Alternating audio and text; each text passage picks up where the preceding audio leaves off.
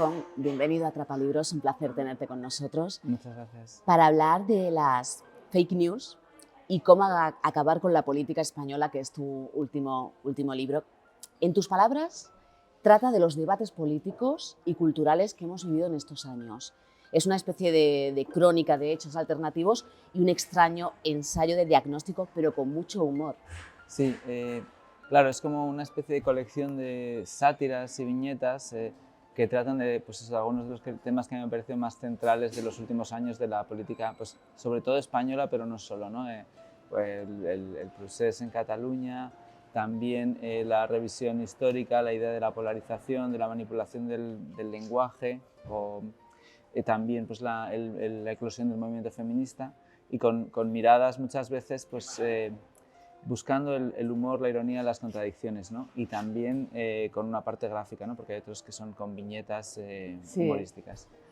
La denuncia de las fake news, dice el libro, y la posverdad, ¿no? Porque señalas que hay un peligro cierto, esa dificultad de distinguir informaciones veraces de la intoxicación que nos rodea realmente.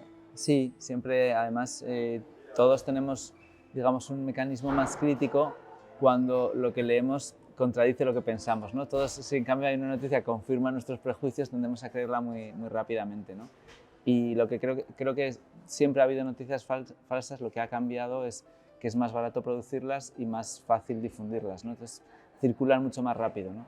Y luego hay una cosa que a veces, históricamente muchas veces las noticias falsas las distribuían los gobiernos y los medios, ¿no? Ahora tienen más competencia. Comienzas por la estructura del libro es en bloques. Comienzas con un bloque de fake news, pasamos al curso de ética periodística, que nos vamos a parar ahí, crónicas de la polarización, Kafka en Cataluña. En la ética periodística hay muchas viñetas que resumen de forma muy sintetizada lo que quieres transmitir. Por ejemplo, hay a mi periódico le exijo que confirme mis prejuicios, que es lo que acabas de decir, ¿no? O he escrito una autocrítica feroz y me sale que todos lo habéis hecho mal. O en nuestra sección de fact-checking atribuiremos a los demás los bulos que hemos difundido a lo largo de la semana.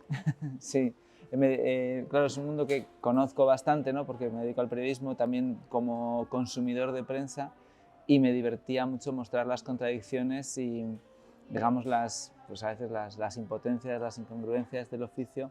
También, pues, que criticas muchas veces aquello que amas, ¿no? En cierta manera, pero la verdad es que el periodismo, como quizá como todas las profesiones, pero da para mucho de eso, ¿no? Porque pues ves a veces cómo se pone al servicio de unos intereses, cómo predicas una cosa y haces otra. Y bueno, quizá pasa en otras profesiones, pero esta es la que conozco más, ¿no? Y quizás ahí también sea uno de los ámbitos donde mantener la ética con esas contradicciones que estamos hablando resulta más complicado.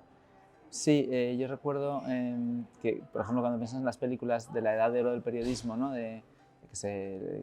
Las que hablan, por ejemplo, primera plana, ¿no? Entonces allí los periodistas que salen son muy cínicos y luego al final acaban haciendo algo bueno para el sistema, pero porque les interesa, o para el bien en general. Y en cambio ahora que la prensa va como más ahogada, todo el rato lo que dicen los periodistas es no, es muy importante, es muy bueno, que lo creo, ¿no?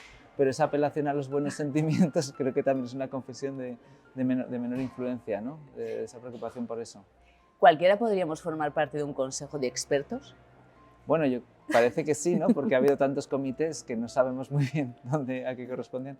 Eso es por la pandemia, ¿no? Que muchas de las decisiones que parecía que eran totalmente arbitrarias se atribuían a fantasmales comités de expertos, ¿no?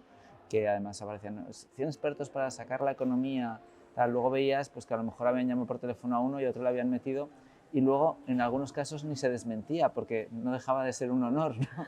Entonces, pues, Estar ahí. claro, yo imaginaba pensaba en eso, en las cosas de Kafka o de Calvino o de incluso de la ciencia ficción, de pues eso, que a lo mejor tú y yo estamos en un comité de expertos y no lo sabemos. Y si contamos películas, ¿cuáles serían las películas para la próxima legislatura? Pues no sé muy bien lo que saldrá.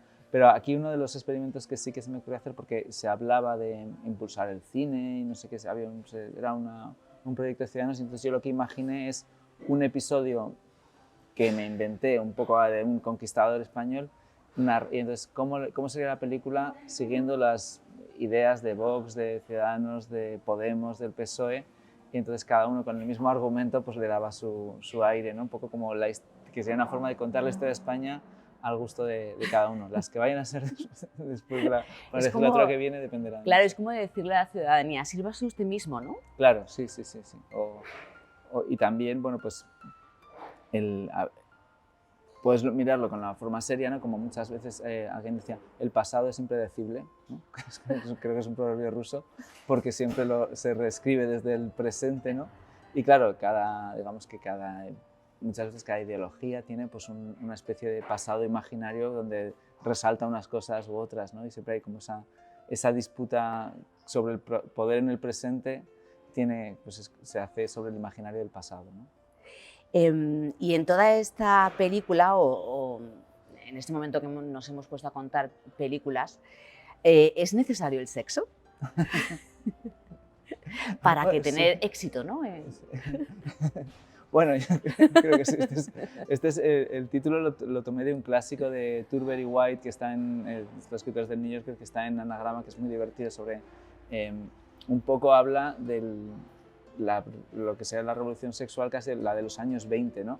Pero es un título que me ha gustado mucho y me parecía que, pues bueno, toda esa discusión sobre la vida privada, la vida pública, la irrupción del movimiento feminista, las propias disputas en el feminismo me daban pues quedaba para mucho, ¿no? Y luego, pues como había las polémicas sobre la libertad sexual y el consentimiento, pues yo propuse un contrato sexual. Hay un contrato. Exacto. Con muchas cláusulas. Exacto, sí. Que creo que, bueno, habría sido mucho mejor que la ley del solo sí es sí, como se está demostrando. También haces referencia a una columna de The Economist que dice: los historiadores del futuro quizá llamen a nuestra época la era de las paparruchas o de la farfolla.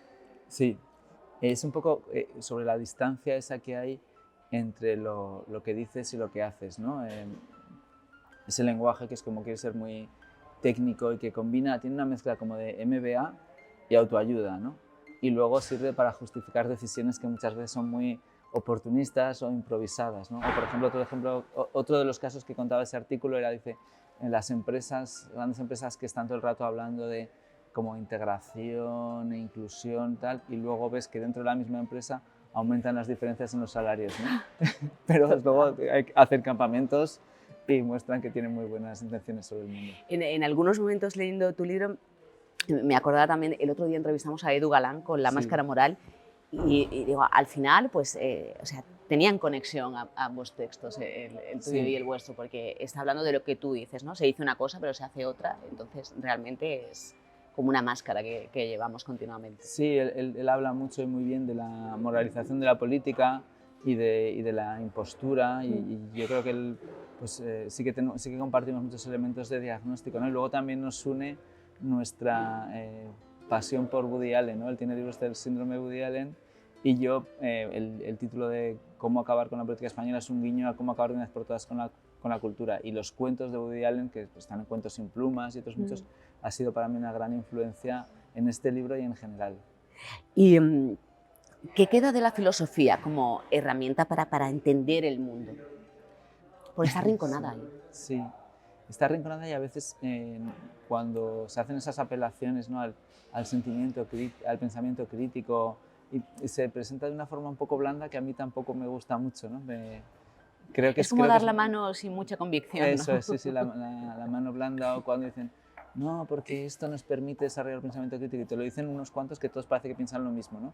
Entonces, bueno, a mí me parece que sí que tiene un lugar que aprendes mucho, que además cuando a veces se dice, no, ¿cómo va a interesar a un adolescente la filosofía? Y luego dices, ¿cómo no le va a interesar, ¿no? Yo, de hecho, recuerdo que fue de las asignaturas que más te entusiasma, ¿no? Porque te hace, pues, reconsiderar muchas cosas, es muy osada.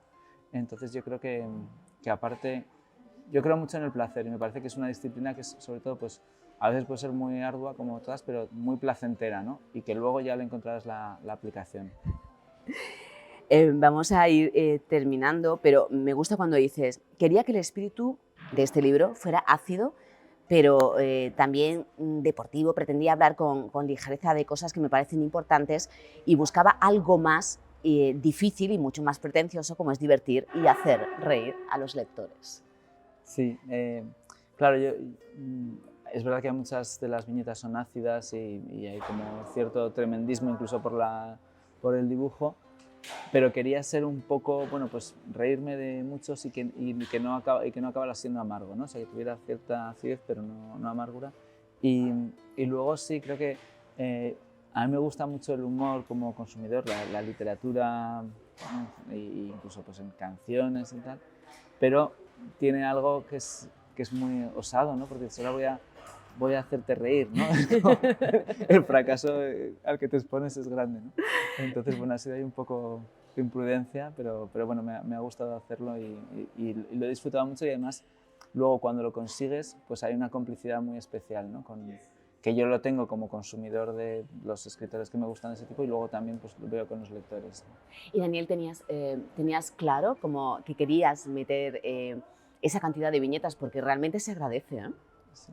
Pues fue un poco accidental porque yo pues, sí que había escrito los libros, pero y las viñetas las empecé a hacer, había dibujado de más joven. Tú querías ser dibujante. Exacto. Las he podido hacer como que digo, ahora mi yo adolescente estaría contento.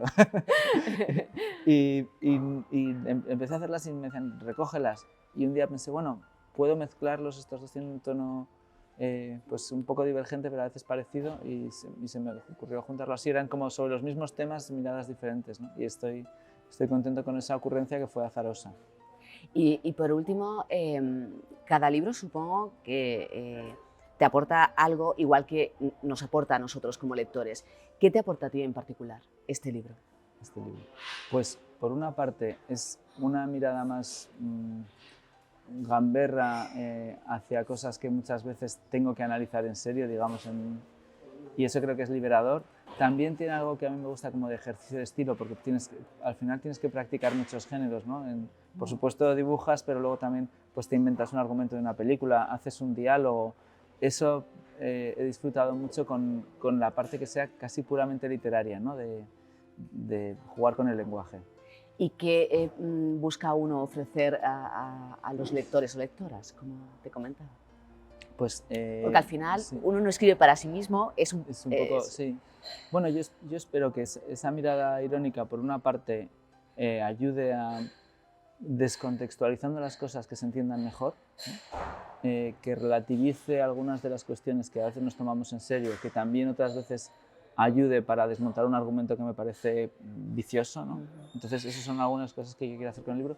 Y también quiero, pues, bueno, un poco es la combinación de divertir y hacer pensar, ¿no? Es lo que buscaba. Pues muchísimas gracias. Un Muchas placer, gracias. Daniel. Igualmente.